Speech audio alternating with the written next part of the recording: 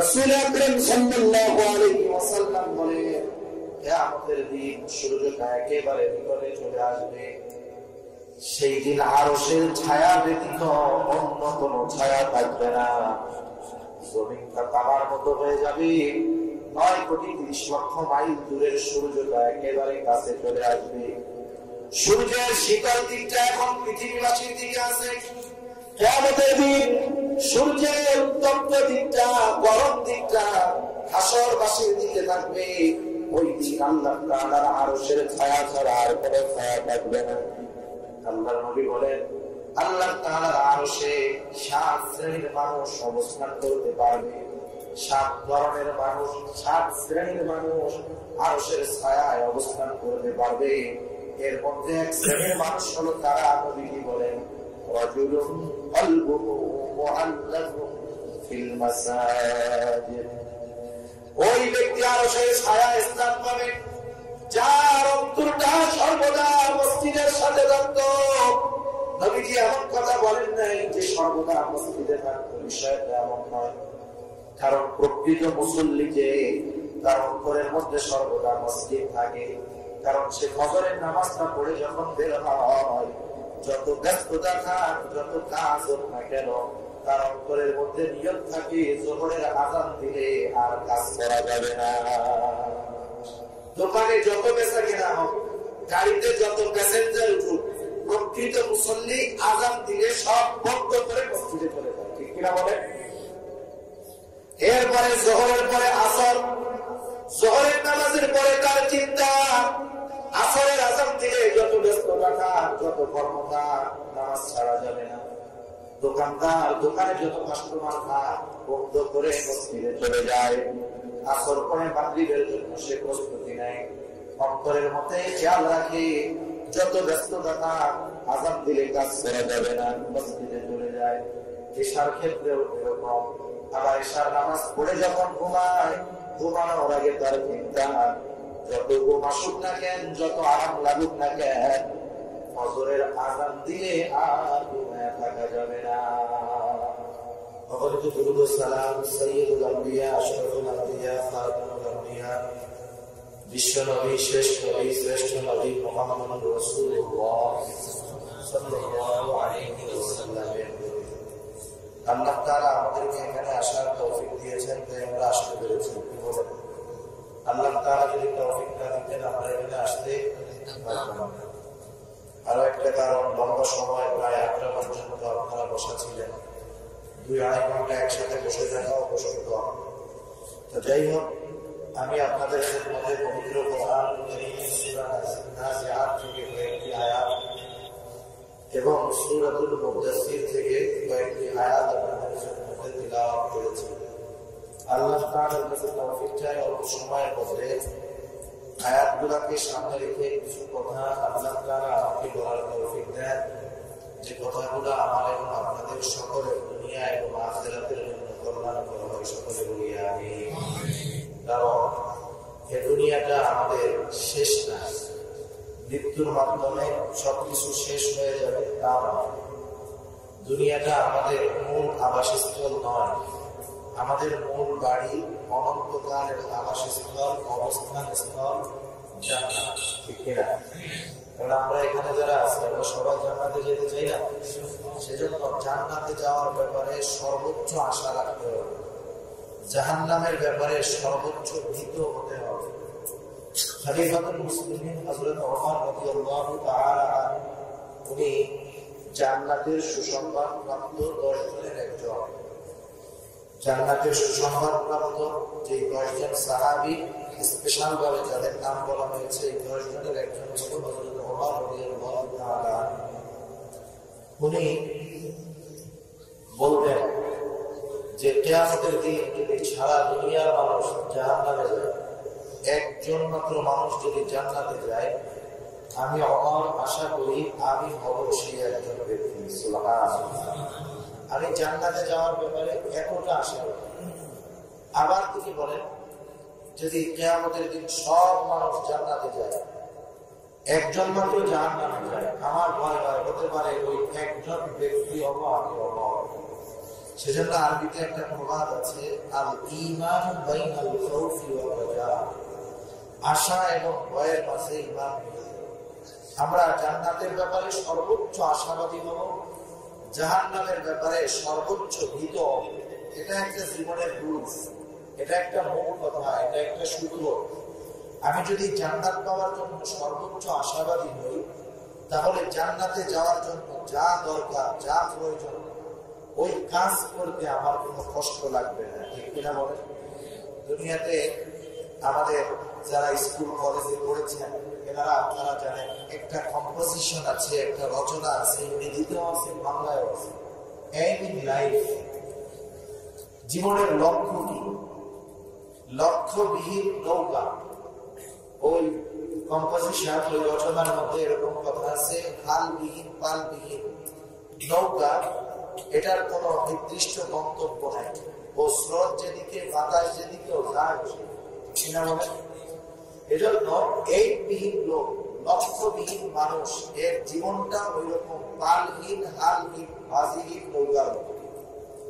সেজন্য আমরা আমাদের জীবনের টার্গেট রাখবো।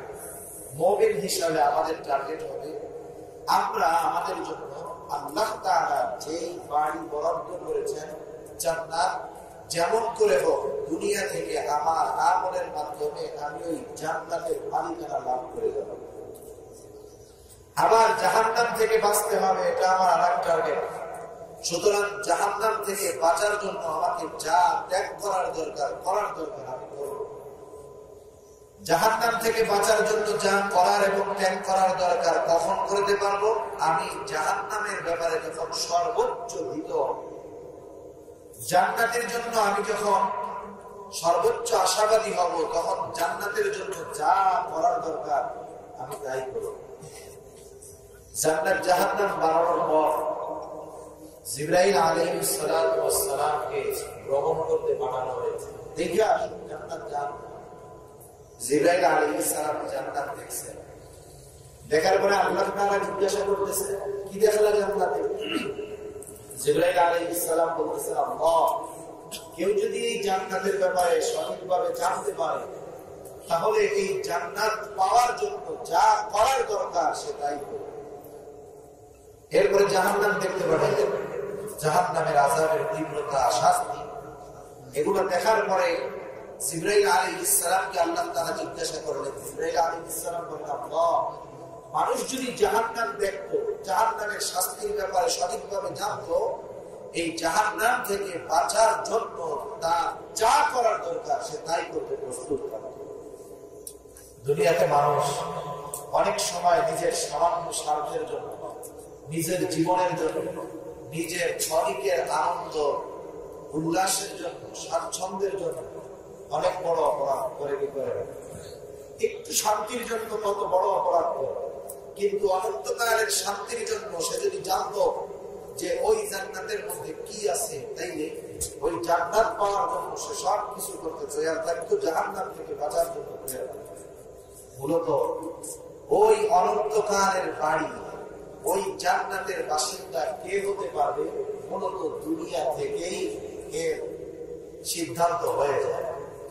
কারণ এই দুনিয়া দিয়ে কেউ অনন্তকালের জান্নাতের বাসিন্দা হয়, আবার কেউ এই দুনিয়ার সামান্য সুখ, স্বাচ্ছন্দ্য, ভোগ, বিলাসে ভক্ত হয়ে অনন্তকালের জান্নাতকে হারিয়ে অনন্তকালের কষ্টের স্থান জাহান্নামের বাসিন্দা হয়ে যায়।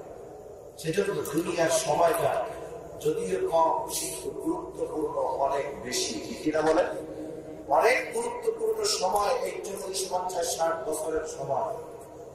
যৌবনকাল, পৌরত্বের সময়, কৈশোরকাল, এই সময়টাই জীবনের সবচেয়ে গুরুত্বপূর্ণ সময়। অথচ এই সময়গুলো আমরা হেলায় খেলায় কাটিয়ে আমরা আমাদের অনন্তকালের আবাসস্থল জান্নাতে যাওয়ার লাইসেন্সটা হারায় ফেলেছি, ভিসাটা হারায় ফেলেছি। সেজন্য আল্লাহ সুবহানাহু ওয়া তাআলা বারবার কোরআনুল কারীমের মধ্যে সতর্ক করে দিয়েছেন যে সাবধান, দুনিয়াতে তুমি এমন কোনো কাজ করো না যেই কাজ তোমার জাহান্নামে যাওয়ার কারণ হয়, বরং তুমি দুনিয়াতে এমন ভাবে চলো যাতে করে জান্নাতে যাওয়া তোমার জন্য সহজ হয়। এজন্য আল্লাহ তাআলা সতর্ক করে দিয়ে কোরআনুল কারীমের মধ্যে বলেন, فأما من طغى وآثر الحياة الدنيا فإن الجحيم هي المأوى আল্লাহ রাব্বুল আলামিন বলেন ফাআম্মা মান তাগা, যে সীমা লঙ্ঘন করলো, দুনিয়ার মধ্যে যে সীমা লঙ্ঘন করলো, কে সীমা লঙ্ঘন করে আর কে সীমা লঙ্ঘনকারী। আল্লাহ রাব্বুল আলামিন ঈমান আনার পরে প্রত্যেকটা মানুষের জন্য একটা সীমানা নির্ধারিত করে দিয়েছেন, নির্ধারণ করে দিয়েছেন। যেমন আমাদের দেশে প্রতিবেশী দেশ হলো ভারত, বাংলাদেশের সাথে ভারতের একটা সীমানা আছে না নাই? জোরে বলেন আছে না নাই? বাংলাদেশের সাথে ভারতের একটা সীমানা আছে। অনুরূপ ভাবে একটা মানুষ যখন ঈমান আনে, ওই মানুষটার জন্য একটা সীমানা নির্ধারিত হয়ে যায়। ওই মানুষটা নিজে যা যেমন চায় তা করতে পারবে না, তার একটা নির্দিষ্ট গণ্ডি আছে, তার একটা নির্দিষ্ট সীমা আছে। আল্লাহ রাব্বুল আলামিন কোরআন এবং হাদিসের মাধ্যমে তার সীমানা কতটুকু, সে কোন সীমানা কতটুকু অতিক্রম করতে পারবে, কতটুকু যেতে পারবে, কোনটা তার জন্য করা বৈধ, কোনটা তার জন্য অবৈধ, কোনটা হালাল, কোনটা হারাম, এই শরীয়ত নির্ধারিত একটি সীমারেখা প্রত্যেকটা মুমিনের জন্য রয়েছে। এখন যদি কেউ আল্লাহ রাব্বুল আলামিনের আগে সমাপ্ত করে যেই কাজ করবে আল্লাহ তাআলা নিষেধ করবেন, সেই কাজটা যদি কেউ করে, তাহলে নিঃসন্দেহে সে আল্লাহ প্রদত্ত সীমা লঙ্ঘনকারীদের অন্তর্ভুক্ত হয়ে যাবে। সেজন্য প্রত্যেকটা পাপী সীমা লঙ্ঘন। স্টেজে ওই মাইকে আওয়াজ করে, এই মাইকটা দেখো ভালো ছিল, স্টেজে আওয়াজ নেই, বাইরে আওয়াজ দিতে হবে। কোথায়?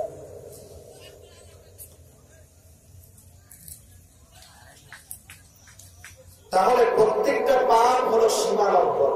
প্রত্যেকটা পাপ কি বলেন? সীমা লঙ্ঘন। সীমা লঙ্ঘনকারী হলো পাপী। তার মানে যে ব্যক্তি সুদ খায়, সে শুধু পাপ করে তা নয়, সে আল্লাহ রাব্বুল আলামিনের প্রদত্ত সীমা লঙ্ঘন করে। যে সুদ খায় সে শুধু পাপ করে তা নয়, বরং সীমা লঙ্ঘন করে। যে মিথ্যা বলে সে সীমা লঙ্ঘনকারী। পর্দা করে না, সীমা লঙ্ঘনকারী। নামাজ পড়ে না, সীমা লঙ্ঘনকারী। হারাম হালালের যাচাই বাছাই নাই, সীমা লঙ্ঘনকারী। মানুষের উপরে জুলুম করে, মানুষের হক নষ্ট করে, মা বাবার হক আদায় করে না, সীমা লঙ্ঘনকারী।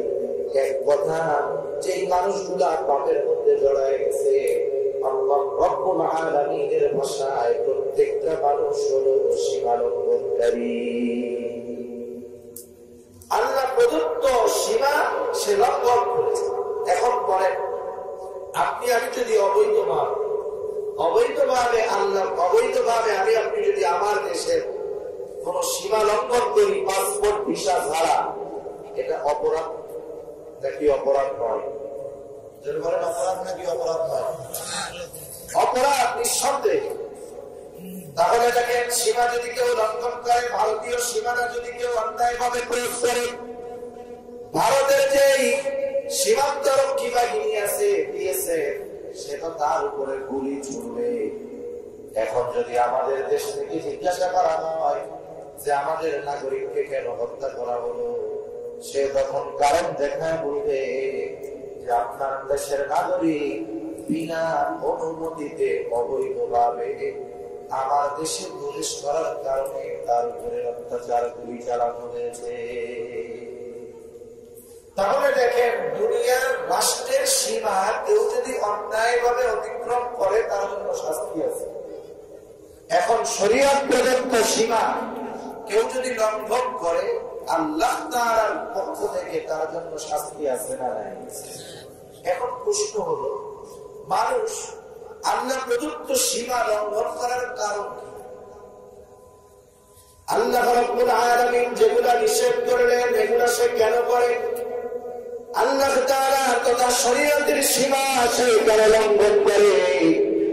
আল্লাহ তাআলা বাজে জবাবটা দিয়ে বলে ওয়াআতারাল হায়াতাদ দুনিয়া, এবং দুনিয়ার মহব্বতকে সে প্রাধান্য দেয়, দুনিয়ার জিন্দেগিটাকে সে প্রাধান্য দেয়। আল্লাহ তাআলা জাহান্নামে যাওয়ার দুইটা কারণ এই জায়গায় উল্লেখ করে বলেন, আম্মা মান তাগা, যে সীমা লঙ্ঘন করলো। দ্বিতীয়তে আল্লাহ তাআলা বলেন ওয়াআতারাল হায়াতাদ দুনিয়া, এবং দুনিয়ার জিন্দেগিকে যে প্রাধান্য দিল। দুইটা জিনিস, একটা আয়াতের সাথে আরেকটার কত সুন্দর সম্পর্ক। এখন যদি আমি আপনি আল্লাহ তাআলাকে প্রশ্ন করি, আল্লাহ, মানুষ কেন সীমা লঙ্ঘন করে? কেন মানুষ সীমা লঙ্ঘন করে? কারণটা কি?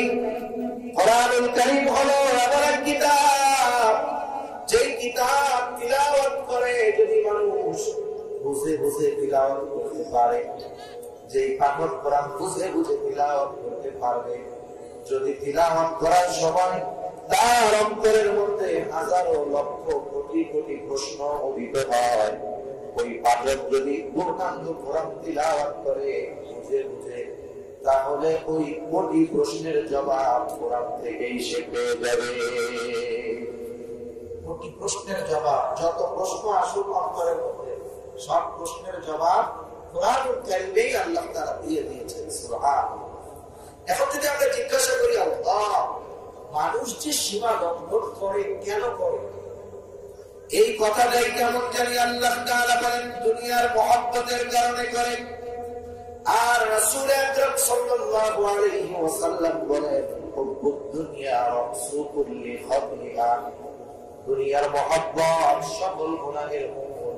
তার মানে বোঝা গেল মানুষ সীমা লঙ্ঘন করে তথা পাপাচারের সাথে জড়ায়, এর কারণ হলো দুনিয়ার মহব্বত। দুনিয়ার মহব্বত যার যত বেশি, দুনিয়ার সম্পদ, দুনিয়ার ক্ষমতা, দুনিয়ার চাকচিক্যতা, দুনিয়ার সুখ স্বাচ্ছন্দ্য, যার ওইটার প্রতি যত আগ্রহ বেশি, সে দেখবেন গোনা অপরাধের সাথে জড়ায় বেশি, ঠিক কিনা? সেজন্য আমরা সীমা লঙ্ঘন করবো না, কোন পাপের কাছে যাব না, নেকের কাজ ছাড়বো না। এরপর পরই আল্লাহ রাব্বুল আলামিন আবার বলেন ওয়া'আম্মা মান খাফা মাকামা রাব্বিহি ওয়া নাহা নাফসা আনিল হাওয়া। আল্লাহ রাব্বুল আলামিন বলেন ওয়া'আম্মা মান খাফা মাকামা রাব্বিহি, যে তার রবের সামনে দণ্ডায়মান হওয়াকে ভয় করে, যার চিন্তাইটা থাকে যে আমার দুনিয়াটা শেষ নয়, একদিন আমাকে আমার আল্লাহ তাআলার সামনে হিসাবের জন্য দাঁড়াতে হবে। দাঁড়াইতে হবে না সবার? এমন কেউ আছে যে না বুঝলে আর মরবে না, আল্লাহ তাআলার সামনে তার আর দাঁড়াতে লাগবে না? এমন কেউ আছে? যেটা বলেন আছে। প্রত্যেককেই আল্লাহ তাআলার সামনে দাঁড়াতে হবে। জীবনের সরিষাদানার পরিমাণ আমলেরও হিসাব আল্লাহ তাআলার কাছে দিতে হবে। কত কঠিন এক বিষয়। আল্লাহ রাব্বুল আলামিন আমার আপনার জিন্দেগীর প্রত্যেকটা বিষয়ের হিসাব দিবেন। আল্লাহ রাব্বুল আলামিন বলেন ওয়ানাদাউল মাওয়াজিনাল কিসতা লিয়াউমিল কিয়ামা ফালা তুযলামু নাফসুন শাইআ ওয়া ইন কানা মিসকালা হাববাতিন মিন খারদালিন أتينا بها وكفى بنا حاسبين. الله رب العالمين ونضع الموازين القسط ليوم القيامة. আমি কিয়ামতের দিন ইনসাফের আদালত কায়েম করব। দুনিয়ার আদালত, দুনিয়ার বিচারালয়ের মধ্যে ইনসাফ নাই, ন্যায় বিচার নাই। কারণ দুনিয়ার আদালতের মধ্যে অনেক সময় দেখা যায় যে লোকটা নিরপরাধ, এই লোকটাও বছরের পর বছর শাস্তি ভোগ করতেছে। আবার দেখা যায় যে লোকটা অপরাধী, সে যেটা আছে বাইরে ঘুরে বেড়াইতেছে, কোন শাস্তি তার নাই। কিন্তু আল্লাহ রাব্বুল আলামিনের বিচারালয় এমন এক বিচারালয়, আল্লাহ তাআলা বলে আমার বিচারালয়ে কারো প্রতি ন্যূনতম জুলুম করা হবে না। ফালা তুযলামু নাফসুন শাইআ, কারো প্রতি ন্যূনতম জুলুম করা হবে না। ওয়া ইন কানা মিসকালা হাববাতিন মিন খারদালিন আতাইনা বিহা ওয়া কাফা বিনা হাসিবিন। আল্লাহ তাআলা বলেন কেউ যদি দুনিয়াতে সরিষা দানা পরিমাণ কোনো আমল করে, আমলটা ভালো হোক আর মন্দ হোক, কারণ আল্লাহ তাআলা কোরআন কারীমের মধ্যে বলেন যদি যারা পরিমাণ নেকের কাজ করে ফামান ইয়ামাল মিসকালা যাররাতিন খাইরান ইয়ারা, কেউ যদি যারা পরিমাণ ভালো কাজ করে উত্তম কাজ করে তার প্রতিদানও আল্লাহ তাআলা দিবেন। আবার আল্লাহ তাআলা বলেন ওয়ামান ইয়ামাল মিসকালা যাররাতিন শাররান ইয়ারা, কেউ যদি যারা পরিমাণ মন্দ কাজ করে তার প্রতিদানও কে দিবেন আল্লাহ তাআলা। এই দুনিয়ার ওই যারা পরিমাণ আমল সহকারে আল্লাহ তাআলা আযীব করবেন। আল্লাহ রাব্বুল আলামিন বলেন ওয়া ইন কানা মিসকালা হাববাতিন মিন খারদালিন আতাইনা বিহা, কেউ যদি সরিষা দানা পরিমাণ কোন নেকের কাজ করে বা আমল করে আল্লাহ তাআলা বলেন সেইটা সহ তাকে হাজির করা হবে। শুধু হাজির করা হবে তা নয়, তার আমলের ব্যাপারে হিসাবও নেওয়া হবে। এত মানুষের হিসাব আল্লাহ তাআলা কিভাবে নেবেন? আল্লাহ তাআলা বলেন কাফা বিনা হাসিবিন, হিসাব দেওয়ার জন্য আমি আল্লাহ যথেষ্ট। সুবহানাল্লাহ। তাহলে আল্লাহর সামনে আমাদেরকে দাঁড়াতেই হবে। গোটা জিন্দেগির প্রত্যেকটা সময়ের হিসাব আল্লাহর সামনে দিতে হবে।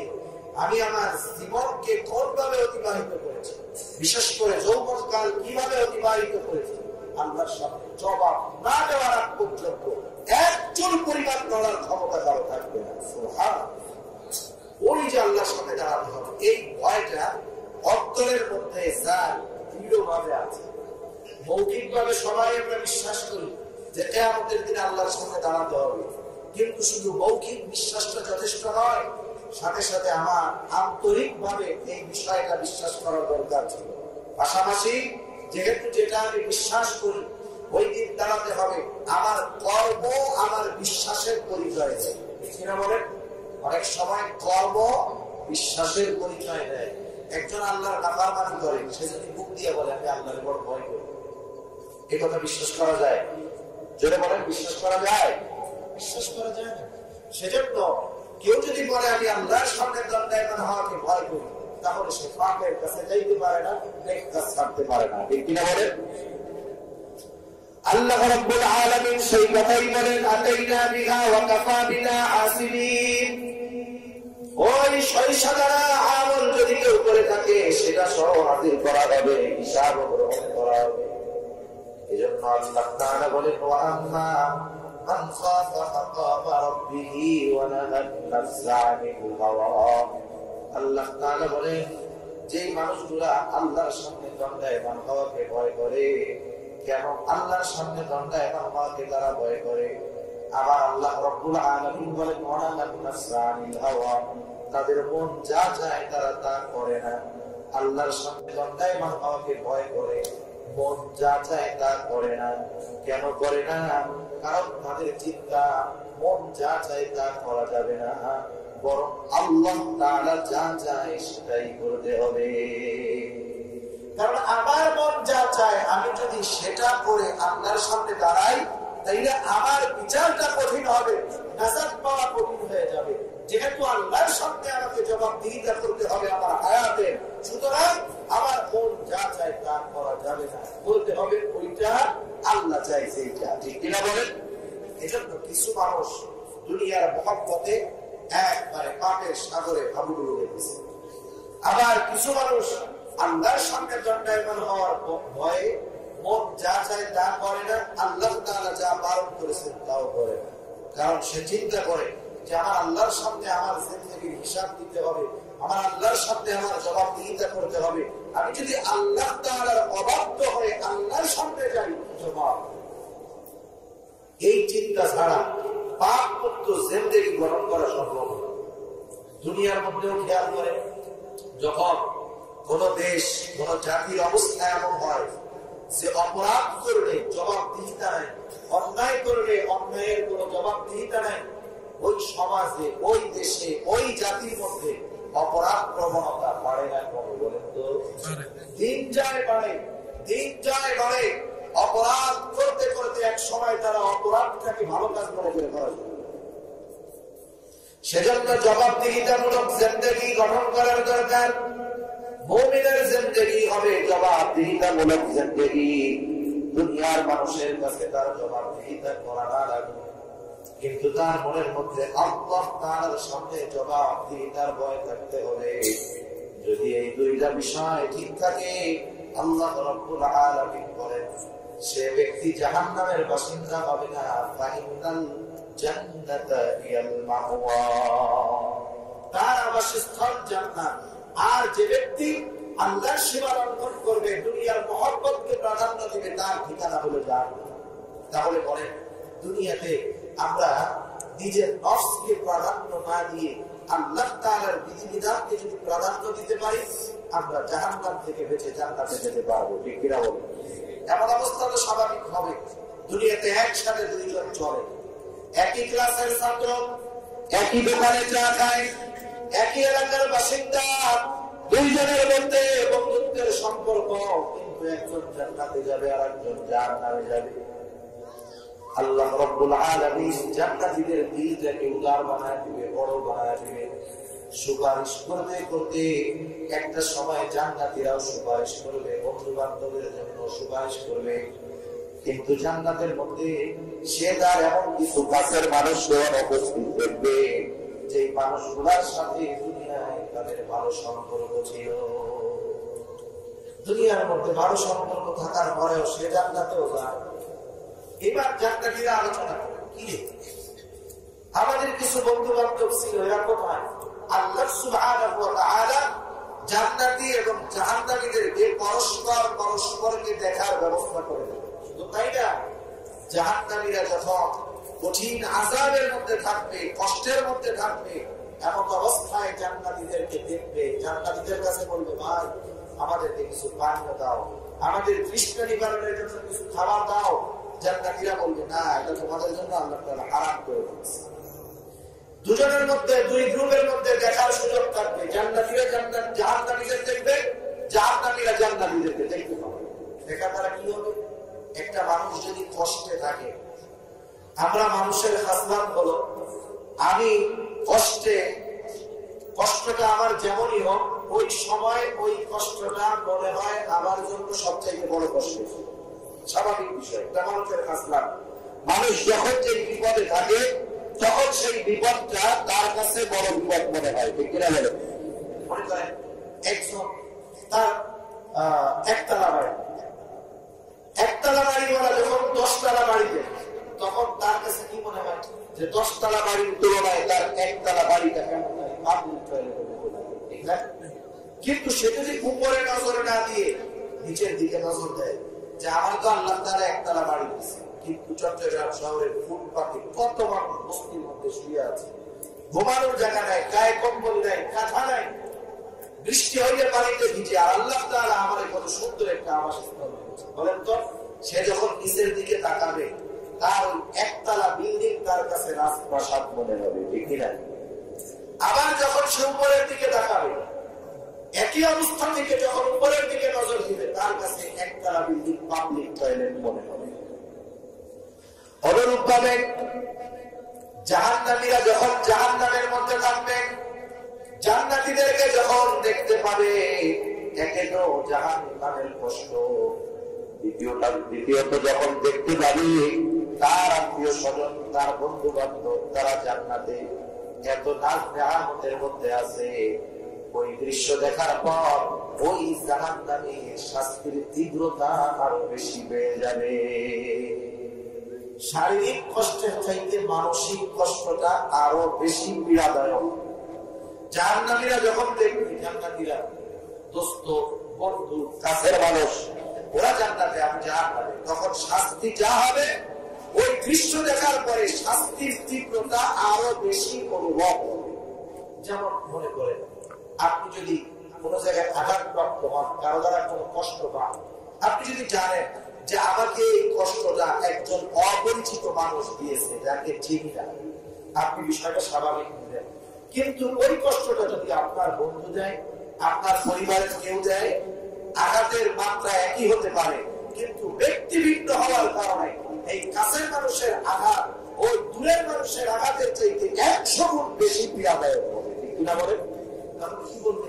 তাহলে হায় রে, মায়ের দিছিল ওর তো কেউ দিলে এক কথা ছিল, ও যে কষ্টটা দিল এটা তো আর সহ্য করা যাবে। সেজন্য জাহান্নামীরা জান্নাতীদেরকে দেখার পর তাদের মানসিক পীড়া আরো বেড়ে যাবে, শাস্তির তীব্রতা আরো বেশি অনুভব হবে। আবার যখন জান্নাতীরা জাহান্নামীদেরকে দেখবে, যেমন একতলা বাড়িওয়ালা সে যদি বস্তির মানুষের দিকে তাকায়, একতলা বাড়িটা তার জন্য বড় আরামের জায়গা মনে হয়। আল্লাহ তাআলার প্রশংসা নিয়ামতের কৃতজ্ঞতা সে প্রকাশ করে, বলে আলহামদুলিল্লাহ। আল্লাহ তাআলা ওই লোকগুলোর তুলনায় আমাকে অনেক অনেক বেশি ভালো রেখেছে। জান্নাতীরা যখন ওই জাহান্নামীদেরকে দেখবে, কাছের মানুষগুলো জাহান্নামে কঠিন শাস্তি ভোগ করতেছে, জান্নাতীরা ওই দৃশ্য দেখার পর জান্নাতের নিয়ামতের অনুভব, আল্লাহ তাআলার কৃতজ্ঞতা আরো বেশি বেশি তারা করতে থাকবে। এখন যাই হোক, এই দৃশ্য দেখার পর জান্নাতীরা পরস্পর বলবে, অনেক সময় আমরা আলোচনা করি না যে এক জায়গায় একটা ঘটনা ঘটছে, একজন আর একজনে জিজ্ঞাসা করে, কি ভাই এই কাজটা কেন হইলো, ওইখানে এই ঘটনাটা কেন ঘটছে, জিজ্ঞাসা করে না? ওরা মারামারি করলো, কারণ এই কোন বিষয়ের কারণে মারামারি করছে এটা জিজ্ঞাসা করে পরস্পর। যখন দুইজনের কেউ জানে না, দুইজন গিয়া ওই কাছে গিয়ে জিজ্ঞাসা করে, কি ভাই তোমরা দুইজনে এমন কাজ করলা কেন, মারামারি করলা কেন, কোন কারণে করলা? তখন তারা জবাব দেয় যে ভাই আমরা আমাদের মধ্যে জ্ঞান মারামারি বা এই বিষয়টা এই এই কারণে হয়েছে, বলে না এরকম? জান্নাতীরাও পরস্পর তাদের অবস্থা দেখে জিজ্ঞাসা করবে। আল্লাহ তাআলা সেই কথা কোরআনুল কারীমের মধ্যে বলেন, ফি জান্নাতিন ইয়াতাসাআলুনা আনিল মুজরিমিন। আল্লাহ রাব্বুল আলামিন বলেন, জান্নাতীরা জান্নাতের মধ্যে পরস্পর মুসলিম পাপীদের ব্যাপারে, জাহান্নামীদের ব্যাপারে জিজ্ঞাসা করবে যে তারা কেন জাহান্নামে গেল, তারা জাহান্নামে যাওয়ার কারণ কি? আমরা তো দুনিয়ায় একসাথেই চলতাম, একই ক্লাসের ছাত্র, একই এলাকার লোক, আজকে আমরা জান্নাতে ও কেন জাহান্নামে, এই বিষয়গুলা পরস্পর আলোচনা করতে থাকবে।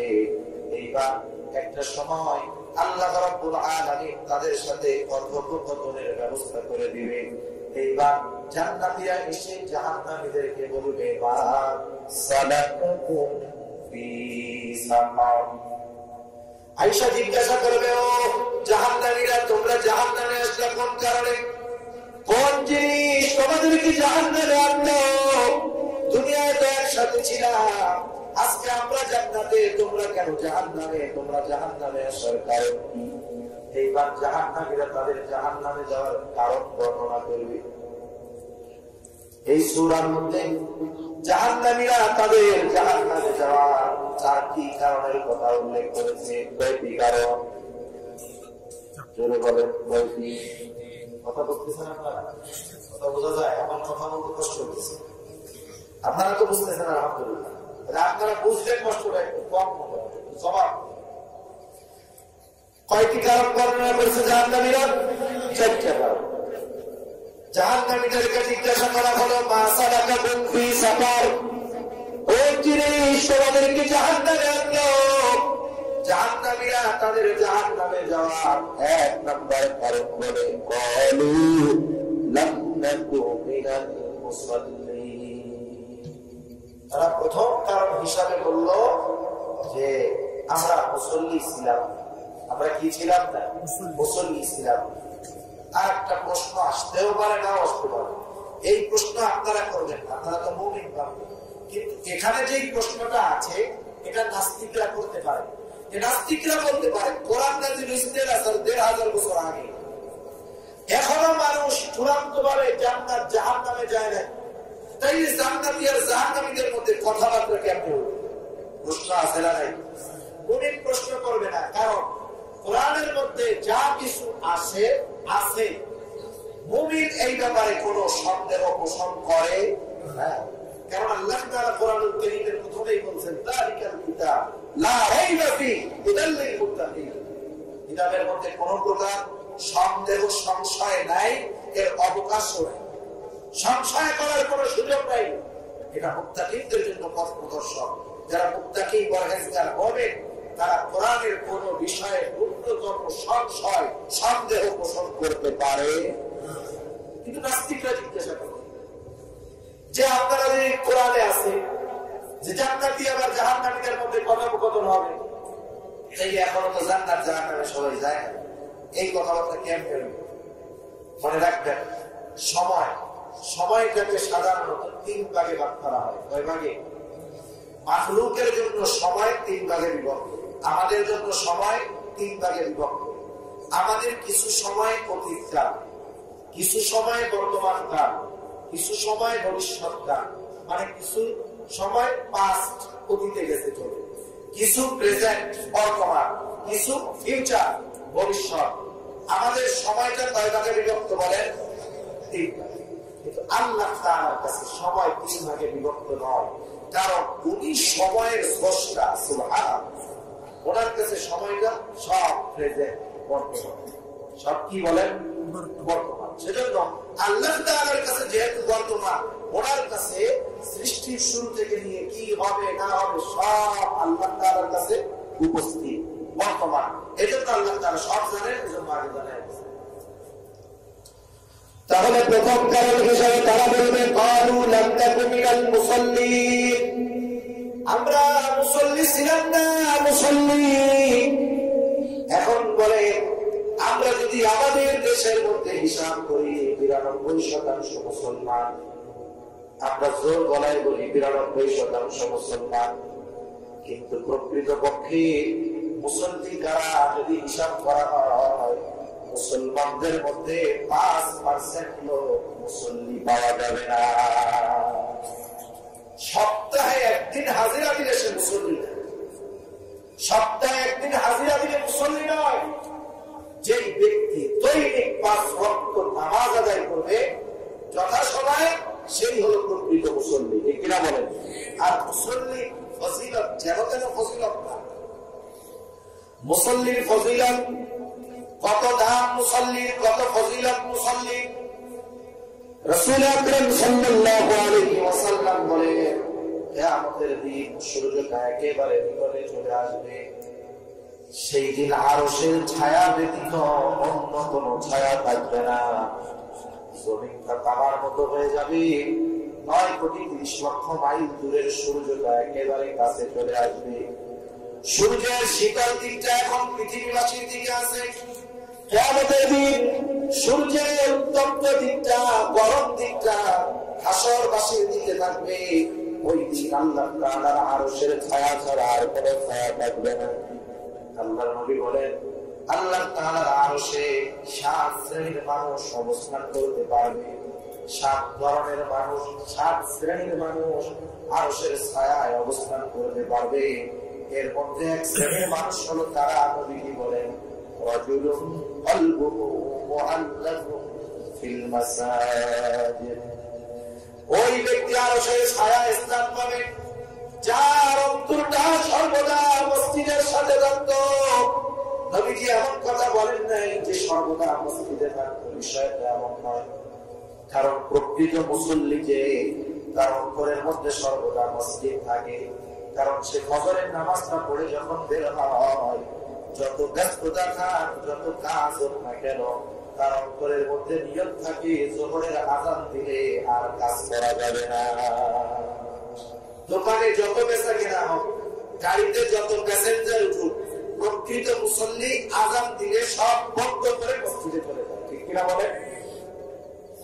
এরপরে যোহরের পরে আসর, যোহরের নামাজের পরে তার চিন্তা, আসরের আযান দিলে যত ব্যস্ততা থাক, যত কর্ম থাক, নামাজ ছাড়া যাবে না। দোকানদার দোকানে যত কাস্টমার থাক, বন্ধ করে মসজিদে চলে যায়। আসর পরে মাগরিবের জন্য সে প্রস্তুতি নেয়, অন্তরের মধ্যে খেয়াল রাখে যত ব্যস্ততা থাক, আযান দিলে কাজ করা যাবে না, মসজিদে চলে যায়। এশার ক্ষেত্রেও এরকম। আবার এশার নামাজ পড়ে যখন ঘুমায়, ঘুমানোর আগে তার চিন্তা, যত ঘুম আসুক না কেন, যত আরাম লাগুক না কেন, ফজরের আযান দিলে আর ঘুমায় থাকা যাবে না। ফজরের আযান দিলে নামাজে আসবে। এই লোকটাই হলো প্রকৃত পক্ষে মুসল্লি। প্রকৃত মুসল্লি যে তার অন্তরের মধ্যে সর্বদা কি থাকে বলে? মসজিদ। মসজিদ অন্তরের সাথে, মসজিদের সাথে একটা সম্পৃক্ততা থাকে তার। কলবুহু মুআল্লাকুন ফিল মাসাজিদ, তার অন্তর মসজিদের সাথে লাগানো থাকে, যত ব্যস্ততা থাক, যত কাজ থাক, সে মসজিদে হাজির হবে। এখন বলেন, এই যে 24 ঘন্টার মধ্যে অন্তরের সাথে মসজিদ সব সময় আছে, কিন্তু সে দেহটা নিয়ে মসজিদে কতক্ষণ থাকে? হয়তো 1.5 ঘন্টা, 1 ঘন্টা 20 মিনিট, একেবারে সুন্নাত নফল সব যদি মসজিদে পড়ে, ইমাম সাহেব যদি লম্বা কেরাত করে, 1.5 ঘন্টার বেশি সারাদিন সময় তার লাগে না, ঠিক কিনা বলেন? তাহলে দেখেন, দৈনিক 1.5 ঘন্টা সময় যদি মসজিদে না দিতে পারি, তাহলে আমরা তো মুসল্লিদের কাতারে থাকবো না। আর যদি মুসল্লি না হতে পারি, জান্নাতে যাওয়া সম্ভব? আর 1.5 ঘন্টা সময় যে একটানা দিতে হয় তাও না। কয় ভাগে? 5 ভাগে 1.5 ঘন্টা সময়। অথচ এখনের সময় যখন কেউ মোবাইলটা বাহির করে, আমার যুবক ভাইয়েরা যারা আছে অনেকেই কিন্তু নামাজের ব্যাপারে উদাসীন। অনেক জায়গায় আছে মাহফিলের আয়োজন করে কিন্তু নামাজ পড়ে না, আছে না এরকম? ভালো কাজ করে অনেক, অন্যান্য পাপও করে না, কিন্তু নামাজ পড়ে না। নামাজের ব্যাপারে একটু উদাসীন।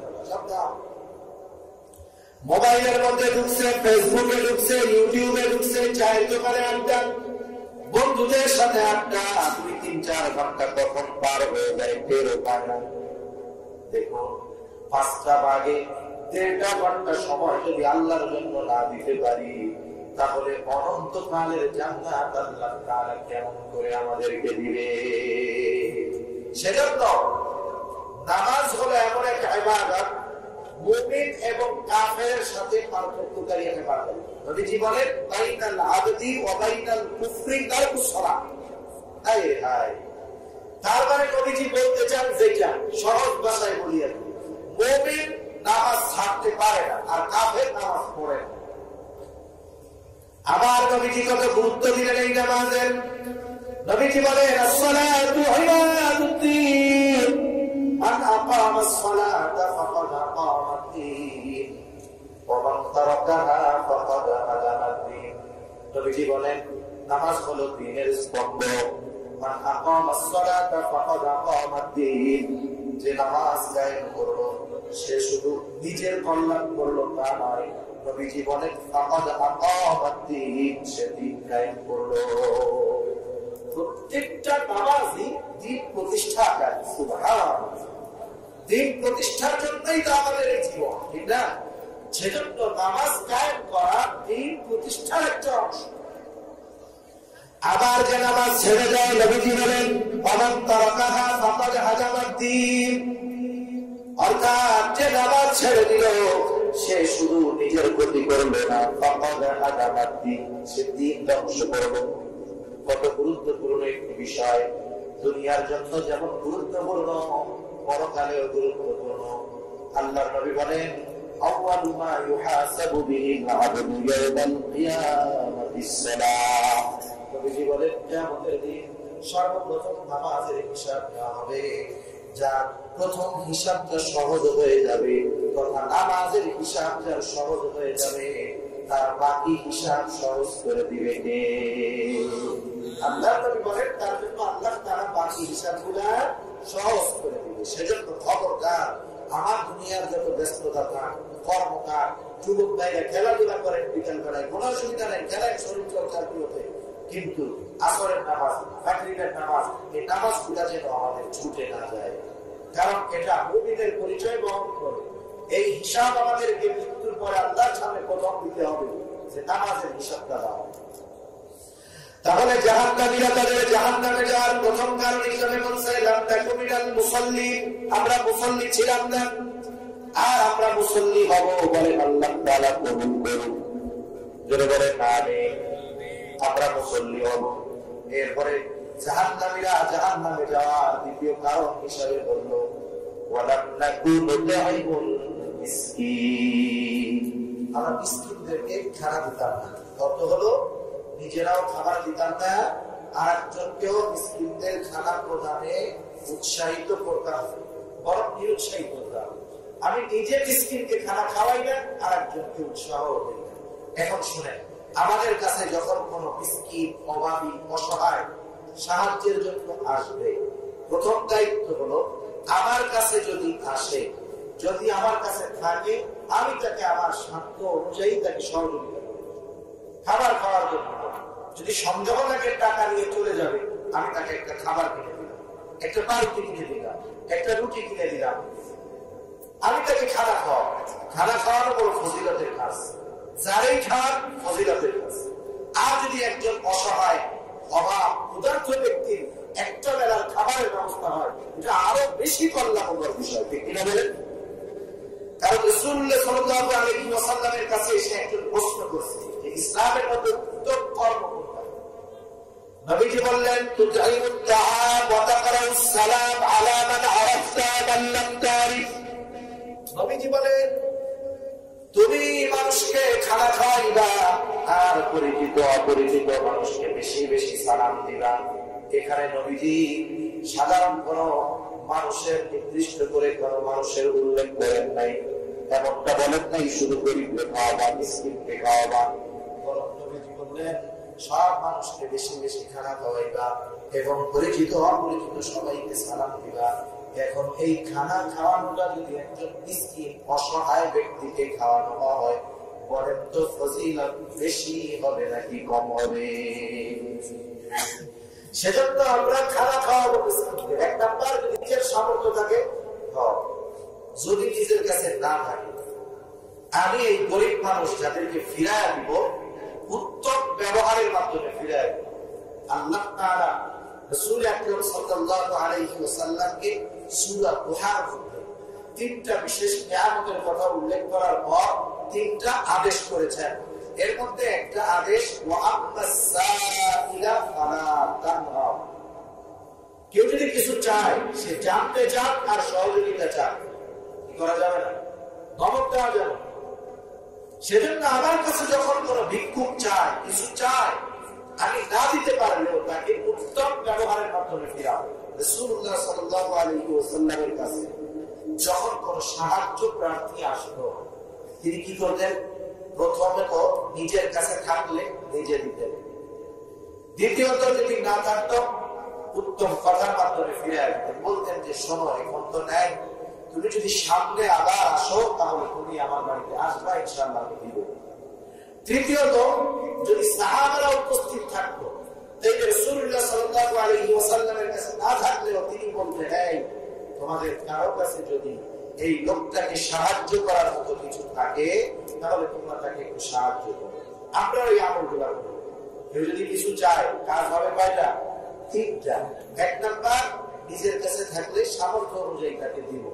দুই নাম্বার, নিজের কাছে নাই, বন্ধু আছে পাশে, ওরে বলবো ভাই 5টা টাকা দাও, 10টা টাকা দাও।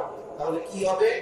আমার এই অনুরোধের কারণে, সুপারিশের কারণে সে টাকা দিয়ে সওয়াব পাইলো, আমি শুধু এতটুকু বলে সওয়াব পেয়ে যাব। কিন্তু আমাদের খাসলাত কি? নিজের পকেটে আছে, চায়, দেয় না। পাশের থেকে বন্ধু দিতে গেলে বুঝতে ওরে না দিয়ে আমার একটা সামান আছে না নাই? এই ক্যারেক্টার হলো কাফেরদের ক্যারেক্টার, জাহান্নামীদের ক্যারেক্টার, জাহান্নামীদের চরিত্র। সুতরাং নিজে যদি নাও দিতে পারি, আরেকজনকে উৎসাহ প্রদান করবো, ভাই আপনি দেন। আর তৃতীয়ত, যদি নিজে না দিতে পারি, আশেপাশে কেউ না থাকে, তাহলে উত্তম কথা দ্বারা তাকে আমরা ফিরাই দেব। কারণ আল্লাহ রাব্বুল আলামিন কোরআন কারীমে জানায় দিয়েছেন, আল্লাহ রাসূল হাদিসের মধ্যে বলেছেন, উত্তম কথাও সদকা। সুবহানাল্লাহ। সেজন্য জাহান্নামীরা তাদের জাহান্নামে যাওয়ার দ্বিতীয় কারণ হিসাবে বলবে, ওয়ালাম নাকুনু তু'ইমুল মিসকিন, আমরা মিসকিনদেরকে খানা প্রদান করতাম না, খানা প্রদানে নিরুৎসাহী ছিলাম, নিজেও অপরকেও নিরুৎসাহ করতাম। এইবার তৃতীয় কারণ হিসাবে বলবে, তারা বলবে, ওয়াকুন্না নাখুদু মা'আল খাইদিন, আমরা এমন মজলিসের মধ্যে বসতাম, অকল্যাণকর মজলিসের মধ্যে আমরা আমাদের সময়কে অতিবাহিত করতাম। অকল্যাণকর মজলিস কি? বিবাদের মজলিস, পরনিন্দার মজলিস, একবারে গুনার মজলিসের মধ্যে বসে আমরা আমাদের সময়টাকে অতিবাহিত করি। যেই মজলিসগুলোর মধ্যে দিন বিরোধী কাজ হয়, ইসলাম বিরোধী কাজ হয়, এই ধরনের মজলিসগুলো আমরা সময় দিতাম। বলেন, এই ধরনের মজমা, এই ধরনের মজলিস আমাদের দেশে আছে না নাই? প্রায় জায়গায় বাজারে, চায়ের দোকানে যেই মজমাগুলো হয়, এই মসলার মধ্যে দুনিয়ার কল্যাণকর কোন বিষয় নাই, বরং অধিকাংশ মজলিসগুলোর মধ্যে কি বড়নিন্দা, সরকার লেগালাগালি, অমুক দল অমুক হুজুর লেগে যায়, অমুক দল আর একজন লেগে যায়। এই 4 দোকানের মজলিসগুলোর মধ্যে এই ধরনের কাজবাজি হয়, ঠিক কিনা বলেন? এই ধরনের মজলিসের সময় ব্যয় করা যাবে না। যে মজলিসে গোনা, ওই মজলিসে আমরা নাই। আমরা তো বেশি বেশি করে 3 মজলিসগুলোর মধ্যে বসে, কিন্তু আমরা 3 মজলিস ছেড়ে দিয়ে এই দুনিয়াবি মজলিসের মধ্যে বসে নিজে গোনা করতেছি আর একজনের দিয়ে গোনা করতেছি। এজন্য হাকিমুল্লাহ আশরাফ আলী থানভী রাহমাতুল্লাহি আলাইহি এই ধরনের মজমাগুলায় বসতে মানা করছেন। এমনকি তিনি বলছেন যে যখন তোমরা কোনো মজলিসে বসবা, খবরদার তোমরা অনুপস্থিত কোন ব্যক্তির প্রশংসা করার করতে হবে। মজলিসের মধ্যে আপনি একজন মুমিনের অনুপস্থিতিতে দোয়া করবেন, এটা এক মুমিনের অপর মুমিনের উপরে হক, যে এক মুমিন অপর মুমিনের উপস্থিত অনুপস্থিত সর্ব অবস্থায় তার জন্য কল্যাণ কামনা করবে। এটা আরেক মুমিন ভাই আমার কাছে প্রাপ্য, আমি দোয়া করবো, আমার বন্ধু বিদেশে থাকে, আমার দেখে নেয়, দোয়া করবো আল্লাহ আমার এই দোস্ত ইমানদার এমন দেশে থাকে, আল্লাহ আপনি তাকে ইমানের উপরে রাখেন, আমলের উপরে রাখেন। এলাকার মুমিনদের জন্য দোয়া করবো, আল্লাহ আমার প্রত্যেকটা মুমিন ভাইকে আপনি সঠিক পথের উপরে রাখেন। এই দোয়া করা দরকার। আমি যদি একজনের জন্য করি আর একজন আমার জন্য এই দোয়া গুলো করবো। আসলে থানভী রাহমাতুল্লাহি আলাইহি সেজন্য বলেন, তোমরা যখন কোন মজলিসে থাকবা অনুপস্থিত কোন ব্যক্তির প্রশংসাও করবা না। কারণ কি হবে, ওই ব্যক্তির প্রশংসা তুমি করতেছো, তোমার ভালো লাগে, আর একজন আছে তার তো ভালো লাগে। যার ভালো লাগে না, যখন তোমার মুখে তার প্রশংসা শুনবে, তার মধ্যে হিংসা চলে আসবে। এবার ওর ভাই এত ভালো পেয়ে না, ওনার ব্যাপারে কত কিছু জানি, আর একজন একটু পিন মারবে, দোস্ত কি জানো বলো তো, শুরু হয়েছে। এইবার এই মজলিস হয়ে যাবে বিবাদের মজলিস। কিসের মজলিস? বিবাদের মজলিস হয়ে যাবে। কত প্রকার গোনার কথা বলা হবে এখানে, তার অথচ দেখেন একজনের মধ্যে যে দোষ আছে, আমরা তো বিপদ করার সময় যদি কেউ থামায় যায় যে বিপদ কেন করতেছে, বলে আরে ওর তো দোষ এটা করে, এই জন্য বিচারও থাকতেছে, এরকম বলে কি বলে না? দেখেন একজনের মধ্যে যে দোষ আছে, এই দোষটা থাকার পরেও তার উপস্থিতিতে ওই দোষের আলোচনা করা এটা বিবাদ।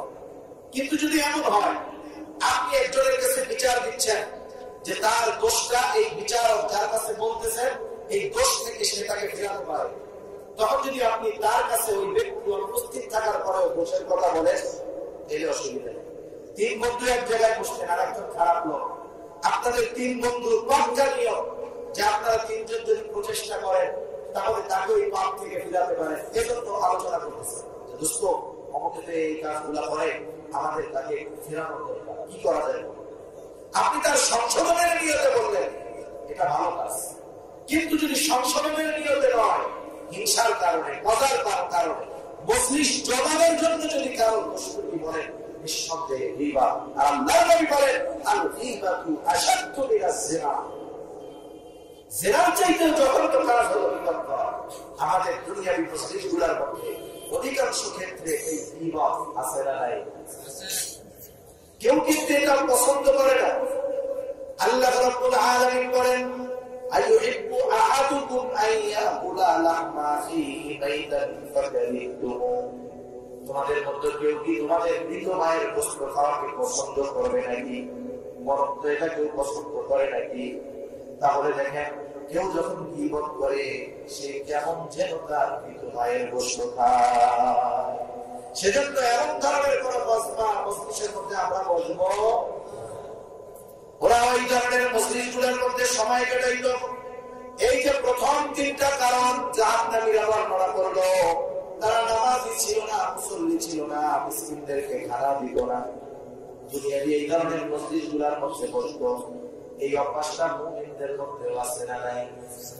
বেনামাজি মুমিন আছে না নাই? তারপরে মিসকিনদের খানা দেয় না এমন মুমিন আছে না নাই? এই ধরনের অশ্লীল, অশালীন এবং গুনাহের মজমার মধ্যে সময় দেয় এমন মুমিন আছে না নাই? তাহলে মুমিনের মধ্যে যদি এই ত্রুটিগুলা থাকে, ওই মুমিনও জাহান্নামে যাবে। আরেকটা ত্রুটির কথা তারা বলল, ওয়াকুন্না নুকাযযিবু বিয়াউমিদ্দিন, আমরা কিয়ামতের দিনকে অবিশ্বাস করতাম। এই বিশ্বাসটা বা এই ত্রুটিটা যার মধ্যে থাকবে, বাকি 3 গুণওয়ালা পাপের কারণে জাহান্নামী হবে, শাস্তি ভোগ করবে, কিন্তু ঈমানের কারণে একটা সময় জান্নাতে চলে যাবে। কিন্তু যারা ওই 3টা ত্রুটির সাথে কিয়ামত অস্বীকার করার মতো ত্রুটি থাকবে, ওই মানুষগুলা অনন্তকাল জাহান্নামের বাসিন্দা হয়ে যাবে। তারা বলবে কোনটা আমাদের ত্রুটি, এই 4টা ত্রুটি আমাদের মধ্যে, এই জন্য আমরা আজকে জাহান্নামে। এভাবে থেকে চলতেছি, গুনাহ করতেছি, নামাজ ছাড়তেছি, মিথ্যা প্রতিপন্ন করতেছি, মানুষের বিপদ করতেছি, কিয়ামতের প্রতি উদাসীন হয়ে আছি। হাত্তা আতানাল ইয়াকিন, হঠাৎ করে মৃত্যু চলে আসছে, আর নামাজ পড়ার সুযোগ হয় নাই, মিসকিনকে খাবার দেওয়ার সুযোগ হয় নাই, দ্বীনের পথে ফিরে আসার সুযোগ হয় নাই, মৃত্যু হয়ে গেছে। এখন আমাদের এই পরিণতি, আল্লাহ বলেন ফামা তানফাউহুম শাফাআতুশ শাফিঈন, কোন সুপারিশকারী সুপারিশ তাদের জন্য গ্রহণ করা হবে। এখন চিন্তা করে দেখেন, এই দুনিয়াতে আমরা যদি মন্দ কাজ ত্যাগ না করতে পারি, মানুষ দুনিয়ার কারণেই মূলত গুনার কাজ করে। যে সুদ খায়, পরকালের চিন্তা করে খায় না, দুনিয়া আরামে থাকার জন্য খায়, অবৈধভাবে ঘুষ খায়, অবৈধ সম্পদ দখল দেয়, দুনিয়ার স্বাচ্ছন্দ্যের জন্যই করে। এজন্য আল্লাহ তাআলা বলেন যে সীমা লঙ্ঘনকারী সীমা লঙ্ঘন করার অন্যতম কারণ হলো দুনিয়ার মহব্বত। নবীজি বলেন হুব্বুদ দুনিয়া রাসূলুল খাতিয়া, দুনিয়ার মহব্বত সকল গুনাহের মূল। আর যেই লোকটা অবৈধ পথে সম্পদ উপার্জন করার সুযোগ থাকার পরেও কেন করে না? কারণ সে চিন্তা করে দুনিয়ায় করতেছি, হিসাব দিতে হবে কার সামনে, সেজন্য সে মনের সাথে একটা লড়াই করে, নফস তাকে খারাপ করতে বলে, কিন্তু সে আল্লাহ ভয় করে না। সেজন্য আল্লাহর সামনে আমাদের দাঁড়ানোর চিন্তা রাখতে হবে। আর জাহান্নামীরা যে কারণগুলোর কারণে জাহান্নামী, ওই কারণগুলো আমাদের ত্যাগ করতে হবে। আল্লাহ রাব্বুল আলামিন আমাদের সবাইকে কথাগুলো বুঝবার, আমল করবার তৌফিক দান করুন। আমিন। ওয়া আখিরু দাওয়ানা আলহামদুলিল্লাহি রাব্বিল আলামিন। আসসালামু আলাইকুম ওয়া রাহমাতুল্লাহি